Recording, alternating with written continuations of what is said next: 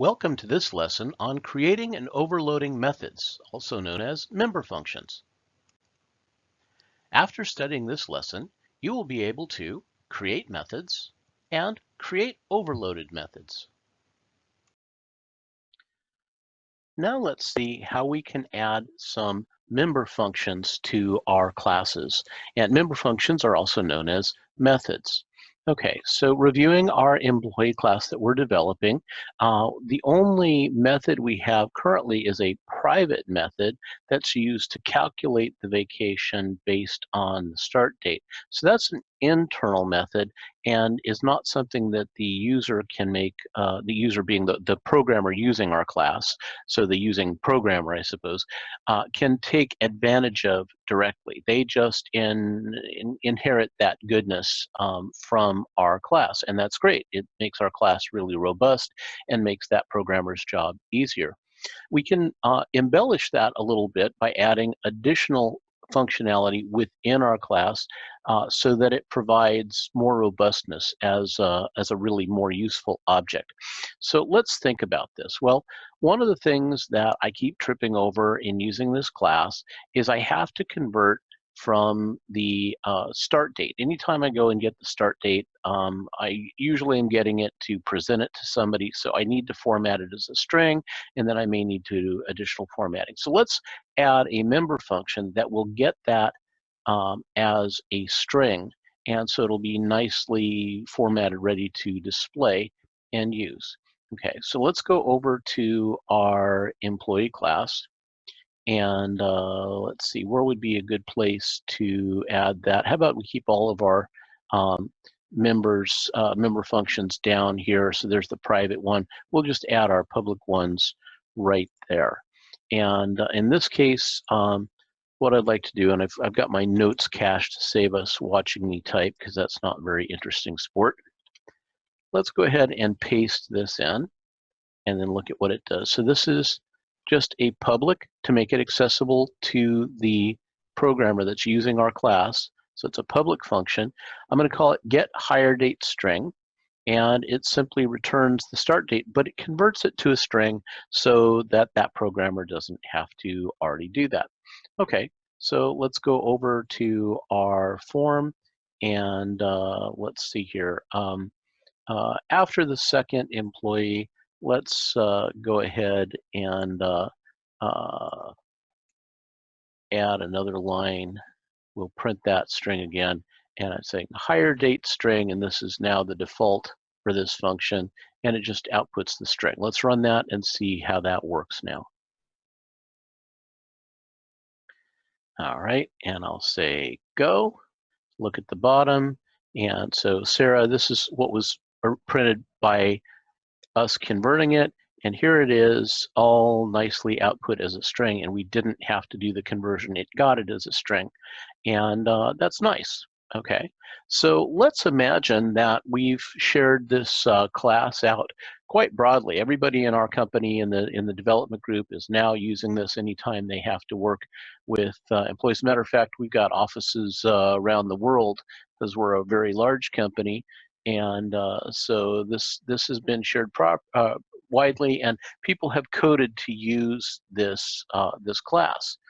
And then we start getting some requests, say, hey, this was so useful, but most of the time I really don't want the hours to show there. It's really not that important. We calculate everything in terms of the full days since they've been hired. Let's suppress that timestamp in the formatting. Could you do that for me, Mr. Programmer?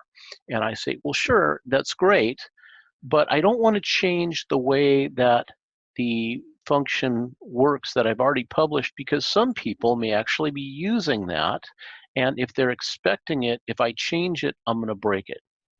Okay, so now I have the dilemma is how do I continue to add new functionality to my code while being backward compatible and not breaking code that may be using my class? Okay, so let's see how we'll do that. Go ahead and clear this, and let's stop the run. So we can do something called function overloading in object-oriented programming. And that means I can have multiple copies of a function with exactly the same name, provided that it doesn't either return the same type, or it can't have the same exact number of parameters of the same type in the same order. Okay, so I can leave this function alone. That'll be the legacy function that everybody that's been using my code uses to now, until now. But I could then add some additional functionality. And so we've been looking at what the requests are from the help desk and boiled it down to this. We have a lot of people asking us for a short date. We have people asking us for a standard date, which they're saying is with no nothing other than the comma. We want the date as a number, the month in its 3-digit abbreviation, Jan, Feb, March, whatever, and then the 4-digit year. And then we also have European offices now, because our company's gone global, but they use a format that's a little bit different. They use the day of the month, and then the month and the year, and their delimiter between that is the period. So again, US format, month, day, year; Euro format, day, month, year. Okay, and then there are some programmers that have said, you know, I really like your function, it's really nice, and but I often need to use my own expression, and I'd really like to just be able to give the formatting expression in the standard form that the program language understands, but I don't want to have to go through converting the string and all that. Okay, so this kind of allows room for growth. We'll take whatever you put in as the custom string. So now I'm accepting one parameter here, bival format as string, and we'll just pass that through, and on your head for doing any validation or making sure it is the correct format, and then we'll use that to format the string coming back. Okay, so cool. Lots of flexibility here, and the way that the compiler can tell this version of the function called getHiredDateString and this version is this version has 0 parameters and this has 1 parameter. Okay, I could make another copy of this that has 1 parameter as long as that parameter was not a string. I would have to make it something else, or if I made a version of the function that returned something other than a string. The other thing that I could do is I could have a string and then a secondary parameter or a third parameter, as long as the parameters either don't match the count or the parameters don't match the order. So give me a string, give me a string, give me an integer, 3 parameters for one.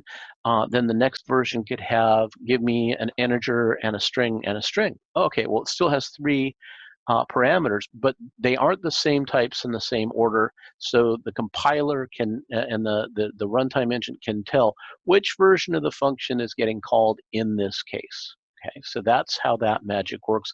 Let's go ahead and see how this works. Let's give it something to do though. And so let's see here. How about at the end here, let's do this. So we'll print the default using the legacy version of the function, and then these will all use the newer version of the functions, and we'll give it give it to me formatted as short, as standard, as Euro, and then I'll do a custom, and I'm passing in the parameter capital MM -DD -YYY. So it's going to take the 2-digit month, the 2-digit date, and the 4-digit year. And let's see if that's working as we intend. Give it a run and go. And let's see here. The default just converted to a string, but all the elements of the raw date are there. Here it is in short format, just day, or month, day, year. Okay, and here we are in the standard, what we're calling standard. So the day, and then the 3-digit abbreviation of the month, no for November, and then the year. And then here we have Euro format, the day, dot, month, dot, year. And here we are, our custom string, and it has processed that correctly and given us the dashes as the delimiter inside. All right, so that's it. We can go on, and the neat thing about this in the future, if we need to update how our code works, we can do so without breaking any backward compatibility by elaborating with additional parameters or parameters of different types and different orders, and it gives us a lot of flexibility to improve our code over time and add additional richness to it, and keep growing our capabilities. So at that point, we can still be using mostly a legacy code base, which really streamlines testing and make sure that when we send the new code out, excuse me, for programmers to use, because all the old functionality is still there, old code that they've written still works with the new code, the new class that they'll be adding in. And so they don't have to worry about updating something, breaking their existing code.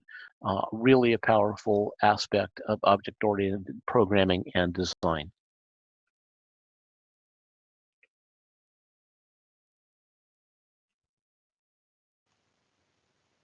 This concludes the lesson.